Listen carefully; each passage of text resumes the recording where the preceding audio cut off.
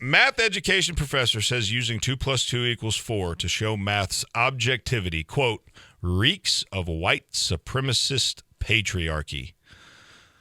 Okay. I'm confused here. A math education professor says that using the phrase 2 plus 2 equals 4 to demonstrate the objectivity and neutrality of mathematics reeks of white supremacist patriarchy. Quote, the idea that math or data is culturally neutral or in any way objective is a myth. By the way, folks, these are the people that you're going into debt to send your kids off to college and to be indoctrinated by. These are the people that are teaching your kids. I just want you to understand that.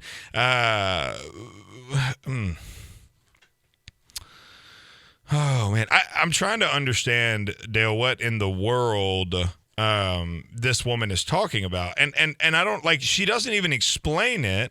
She gets absolutely drugged through every inch of mud on Twitter.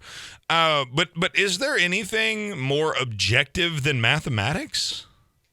The issue with this is really that there are people surrounding her who said, yeah, keep That's keep a good idea. Yeah, keep saying that. That makes a lot of sense. You go right ahead and you make that argument. And none of her friends or colleagues are said, this is not going to make you look good. Don't do this. Like, Dale, you and I, let's say, we're sitting in the meeting here at Brooklyn College, and they've hired Dale Jackson and Zach Walker, the two smartest guys on the radio, to come in and just make sure that they don't do stupid things on Twitter.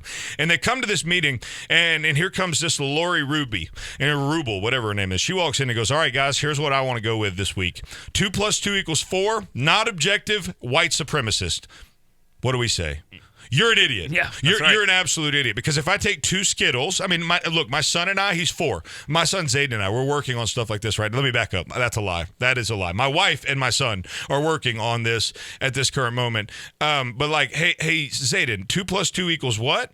And he'll take like 2 Skittles or 2 Sour Patch Kids or 2 whatever it is that he's eating, and he'll put the 2 on his one, and then he'll take the other 2 to put them together, and he counts them 1, 2, 3, 4, and he doesn't say racist. Like, it's 4 because there's 4 of them. Because there's 4. It's the most objective thing in the world. Mathematics cannot be racist. It is impossible for mathematics to be racist. The fact that oh man. This quote here is precious. The idea that math or data is culturally neutral or in any way objective is a myth. They say dead air is bad in radio, but sometimes you just have to let things sit for a minute and let it soak in. Because the fact that this has got to be a joke, right? Like, there's no way that this is serious. Like, do people... They're serious. No, there's no way, Dale. They're serious. Dale, I refuse to believe that people are that stupid. There's no way that this Ruby Laurel, whatever her name is, there's no way she means this. She's white. She's white. She means it. I can't even get a whole segment out of that story. It just makes me so mad.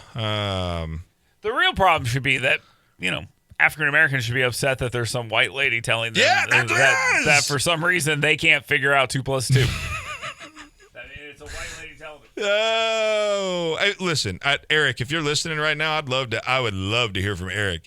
1-866-494-WVNN. Eric, call me right now. Let's talk through this, man. You've got some common sense when it comes to this stuff. But is 2 plus 2 racist? Is mathematics the tool of the white supremacist? That's a white woman who is a professor at the College of Brooklyn. First of all, who goes there anyways? Second of all, why is she still employed? Like, why? I think that's the bigger problem here, and that's where I think I'm landing. Is like the people that are in authority, that are in a position to be able to do something about this level of stupidity, do nothing about it. They do not. Like, at some point, like, Dale, if I got on the radio and I just started talking about and just spewing gross, negligent, dishonest stupidity, is my phone going to ring at some point? Like probably there's an obligation of the people around you to tell you to knock it off. Because you're going to call me and you're going to say, Zach, man, I like you and we're cool and we're buddies and all that. And like, if you like what you do from 5 to 7 in the morning, you should probably quit doing what you're doing. If you don't, it's going to be out of my hands. At some point, somebody who has more authority than me up the chain is going to step in and they're going to say, hey, this guy from 5 to 7 is an idiot. And he's a liability for us as a station. He's a liability for us as a network or whatever. Well, he's got to go. He's got to fix it or he's got to go. Where are those people for these liberal lunatics that are out here just saying whatever they want to say with no recourse, no accountability? I don't understand. Like they'll hold us accountable in a minute.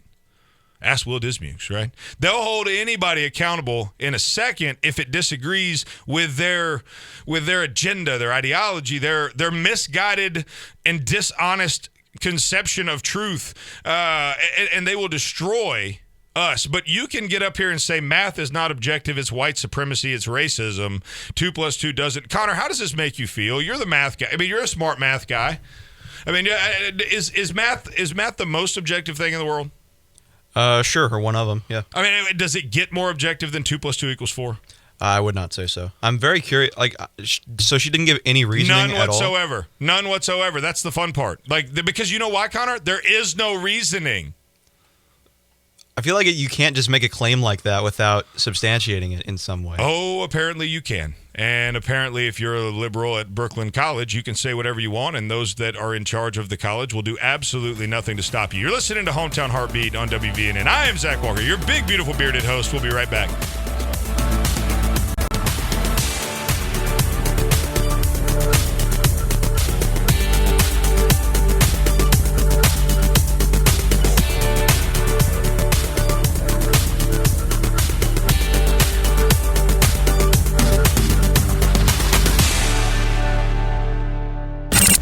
You're listening to Hometown Heartbeat,